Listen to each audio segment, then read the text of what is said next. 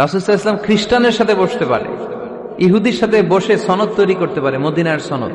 কিন্তু আমরা মুসলমানের সাথে বসতে পারি, একজন আরেকজনের ছায়া দেখতে পারে না। হিংসা, বিদ্বেষ, জেলাসি, অহংকার, ঠিক কিনা?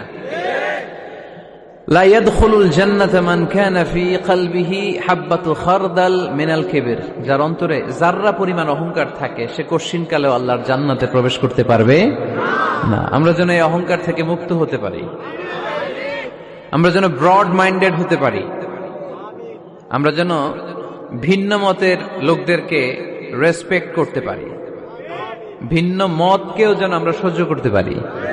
আমাদের দেশে এত কাদা ছোড়াছুড়ি, এত মারামারি কেন জানেন? আমরা ভিন্ন মতকে দমন করতে চাই, ভিন্ন মতকে আমরা স্পেস দিতে চাই না, ফলেই এত ঠেলাঠেলি। এজন্য মতামত বিভিন্ন থাকবে। This is the beauty of Islam.